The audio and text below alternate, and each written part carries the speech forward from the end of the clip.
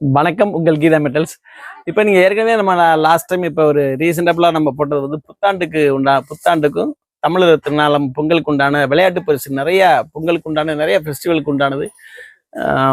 அந்தந்த ஏரியாவில் நிறையா ஃபங்க்ஷனுக்கு உண்டானது போடுறாங்க. சின்ன பிள்ளைகளை ஊக்குவிக்கிற மாதிரி சின்ன சின்ன இதெல்லாம் நடத்துகிறாங்க. அப்போ அதுக்குண்டானது பிளேட்டெல்லாம் காமிச்சிருந்தோம். பிளேட்டு மட்டும்தான் இருக்கா, டிஃபன் பாக்ஸ் எல்லாம் இருக்கா அப்படின்ற மாதிரி நாங்கள் எல்லாமே இருக்குது already. Tiffin box, puri box, இந்த மாதிரி பிளேட் ஐட்டம். ஏன்னா எல்லாருக்கும் ஒவ்வொருத்தருடைய பட்ஜெட் பொறுத்தவரை கொஞ்சம் வேரியேஷன் இருக்கும். ஒரு 20 ரூபாவில் பார்ப்பாங்க, 50 ரூபாவில் பார்ப்பாங்க, ஒரு 100 ரூபாயில் பார்ப்பாங்க. இது சில பேர் வந்து ஜல்லிக்கட்டுக்கெல்லாம் வந்து கொஞ்சம் நல்லா பெருசாக வேணும்னு கேட்பாங்க. அப்போ அந்த மாதிரி கேட்கறதுக்கு உண்டானது நம்மகிட்டையும் இருக்குது ஆல்ரெடி. இந்த மாதிரி நீங்கள் சம்பளம் பார்க்கலாம். ஒரே மாதிரி பீஸாக இருந்தாலும் இப்போதைக்கு இருக்கிறதுக்கு கையில் கொடுக்கலாம் தாராளமாக.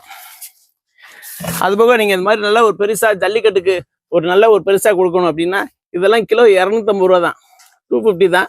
உங்களுக்கு வந்து ஒரு 2 கிலோ 100 கிராம்ன்றப்ப ஒரு 500 ரூபா 550 ரூபாய்க்கு நல்லா நிறைவான ஒரு பொருளை கொடுத்ததுக்குனால ஒரு திருப்தி இருக்கும். இது இந்த இதுவும் இருக்குது, அண்டா இருக்குது, அடுக்கு இருக்குது. இந்த மாதிரி சிங்கிள் பீஸாக இருந்தாலும் தாராளமாக சின்ன பிள்ளைகளுக்கு கொடுக்குறா இருந்தாலும் வாங்கிக்கலாம். குடம்லாம் இருக்குது, ஆல்ரெடி குடம் இருக்குது, சொருகு துக்கு இருக்குது. இந்த மாதிரி தேக்ஸா பானைகள்லாம் இருக்குது, இந்த ஐட்டம்லாம் இருக்குது.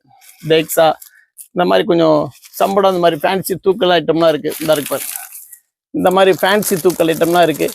உங்களுக்கு வேணுங்கிறவங்க டேரெக்டாக அவங்கவுங்க பட்ஜெட்டுக்கு தகுந்தவாறு உள்ளது டேரெக்டாக வந்து பார்க்குறப்ப தான் அவங்களுக்கு ஒரு ஐடியா கிடைக்கும். தாராளமாக பாருங்கள். தேங்க்யூ.